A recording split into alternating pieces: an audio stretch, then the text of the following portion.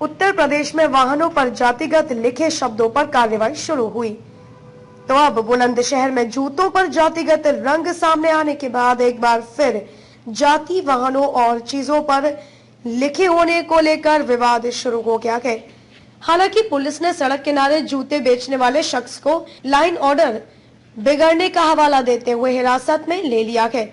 24 घंटे से जूते बेचने वाले नासिर को पुलिस ने जहां कस्टडी में लिया है, वहीं प्रकरण में समय बीतने के बाद भी अभी तक बुलंदशहर पुलिस जूते कहां से आए यह नहीं जान पाई है। उधर नासिर की पत्नी और परिवार वालों का रो रो कर बुरा हाल है। बुलंदशहर से 17 किलोमीटर दूर गुलावटी थाना पुलिस एक बार फिर चर्चाओं में है।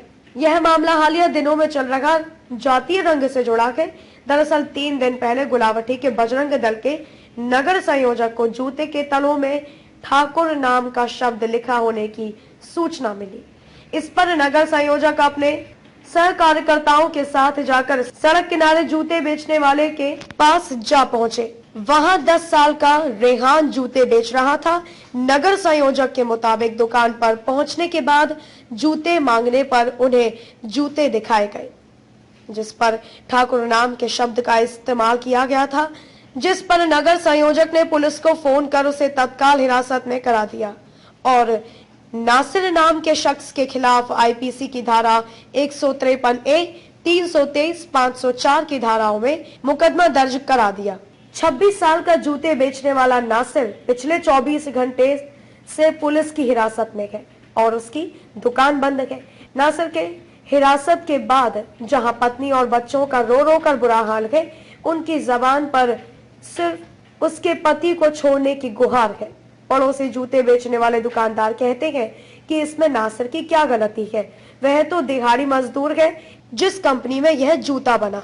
एक जाति का नाम लिखा हुआ जूता बेचने का मामला सामने आने के बाद बुलंदशहर पुलिस ने अपने ट्विटर हैंडल पर लाइन ऑर्डर का हवाला देते हुए भले ही नासिर को 24 घंटे पहले हिरासत में ले लिया, मगर अभी तक जूता किस कंपनी में बना और कहां से आया इसका तर्क नहीं दे पाई है और ना ही अभी तक मीडिया में बुलंदशहर पुलिस के आला अफसरों की तरफ से कोई सफाई सामने आई है। बुलंदशहर से यतिन शर्मा की रिपोर्ट। क्या नाम है आपका? सलीम नाम है जी। जी क्या हुआ आपके बेटे के साथ? बेटा उठा लिया जी पुलिस ने। हाँ। जूते उते बेचते हैं जी, हम लाके मजदूरी करते हैं। हाँ। बग्गे उग्गे काम भी है हमारा। हाँ। यही रोजगार है जी। झोपड़ी भी है हमारे ऊपर, झोपड़ी पड़ी हुई, झोपड़ी में रहते हैं। आपने पुलिस से कहा कि इनका क्या दोष है? हाँ जी कहा। हाँ। पुलिस ने क्या कहा? इंक्वायरी कह रहे हैं, इंक्वायरी हो रही है। तो आपके बेटे का इसमें क्या दोष है? वो तो जूता बेच रहा है जी, कंपनी से लाया, कोई अपने औरत थोड़ी लाया है, मार्केट से लाया है। तो अभी रात में शायद 8 बज रहे हैं, अभी छोड़ा नहीं है आपके? नहीं छोड़ा नहीं है जी, कल से पकड़ा हुआ 3 दिन हो गए जी। आज कब पकड़ा था आपके बेटे को? कल सुबह जी। तो यानी कि 24 घंटे से ज्यादा हो गए? हाँ जी। कितने घंटे हो गए? 24 घंटे हो गए जी, ज्यादा हो गए 24 से भी 48 घंटे। थाने पे विशाल चौहान नाम के एक व्यक्ति ने यह सूचना दी थी कि नासिर नाम के एक व्यक्ति ने अपनी दुकान में जूते बेच रहा है और जूते के तले पे जाति सूचक शब्द जैसे ठाकुर लिखा हुआ है। इस सूचना के आधार पर थाना गुलावटी पर एक अभियोग पंजीकृत किया गया है, जिसकी विवेचना की जा रही है। विवेचना में जो भी साक्ष्य प्रकाश में आएंगे, जो भी तथ्य प्रकाश में आएंगे, उसके आधार पर कार्रवाई की जाएगी। क्या नाम है आपका? वसीम। वसीम भाई, आप क्या काम करते हैं और कहाँ काम करते हैं आप? जी सर, जूते का ठिया है मेरा। हाँ। तो आज आपके पड़ोसी की दुकान नहीं खुली है? नहीं, पुलिस ले गई है ना। क्यों? जूते पे ठाकुर लिखा हुआ था इसलिए। अच्छा, तो इसमें किसकी कमी है? क्या उसकी कमी है, किसकी कमी मानते हो? कमी क्या? वो तो कमी तो उसी की है, जहाँ से माल आ रहा है उन लोगों को पकड़ो ना। असल चीज तो ये है, हम तो मजदूर आदमी, हम तो ला के बेच रहे हैं, हमें क्या पता क्या है। तो अभी उसके घर में कौन कौन है? घर में सभी हैं तकरीबन। तो वो अकेला कमाता है या कोई और भी है उसके घर? अकेले ही हैं और पापा ये बग्गी का काम है इनका, बग्गी जाम है भाड़े। अभी वो पुलिस ले गई उसको, तो दुकान भी पुलिस ने बंद करा दी है? नहीं, दुकान तो अभी लगा, अभी बंद करके गए। क्या क्या हुआ था? पहले तो उन्होंने जूता देखा, इन्होंने अंदर धरिया हो, फिर पुलिस वाले उन्होंने फोन करा जब मंगाया जूता। पुलिस आ गई थी? हाँ, फोन मिलाया फिर उन्होंने। फिर क्या हुआ? फिर आपके भैया को पुलिस ले गई क्या? हाँ, क्या हुआ? हाँ, फिर पुलिस ले गई, फिर पता ना। दुकान अभी बंद कर दी?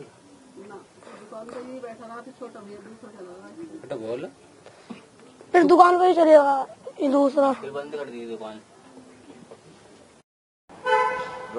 विशाल जी, आप बजरंग दल में किस पद पर हैं और आपने जो एफआईआर कराई है उसमें क्या हवाला आपने दिया है? मेरा नाम विशाल चौहान, बजरंग दल में नगर संयोजक के पद पर जिम्मेदारी है मेरे को, संगठन द्वारा दी गई है। सूचना मिली कि एक जाति सूचक शब्द के साथ जूते पर प्रयोग किया जा रहा है, जिसके जूते के तलवे में ठाकुर लिखा हुआ था। ठाकुर जाति का प्रयोग किया जा रहा है। हम जाति अपनी विशेष पे नहीं जाते, हिंदू हैं तो कोई भी जाति हो, उसके उपलक्ष्य में हमें सूचना मिली। हम तुरंत दुकान पर पहुंचे, अपने सभी साथियों के साथ मैं खुद दुकान पर पहुंचा और दुकान पर जूते देखने के बाद जूते ना मिलने के कारण उससे मांगा गया तो जूता उसने डिमांड पे दिया गया।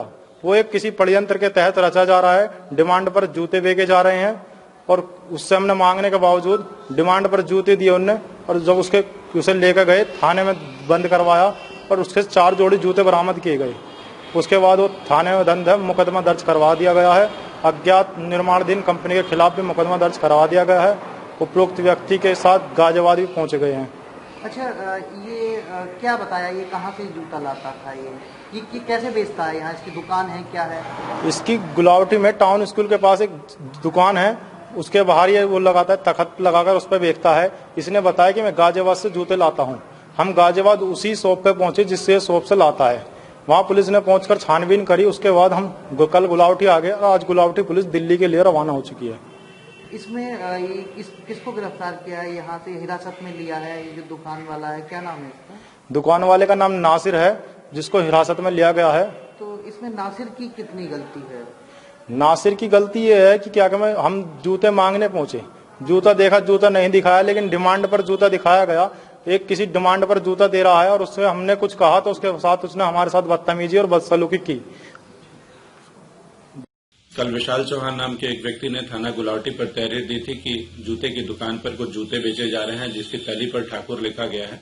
इससे उसकी धार्मिक भावनाएं प्रभावित हुई और उसने जब इस कार्य से जूते वाले को मना किया तो उसके साथ मारपीट की घटना घटित हुई। इसके आधार पर थाना गुलावटी पर 153A, 323, 504 का एक अभियोग पंजीकृत किया गया था, जिसके विवेचना में अब तक ये तथ्य प्रकाश में आया कि 153A की बात गलत थी। बाकी सामान्य धाराओं में उसकी 323, 504 में विवेचना की जा रही है। विवेचना में जो भी तथ्य प्रकाश में आएंगे उनके आधार पर अग्रिम कार्यवाही की जाएगी।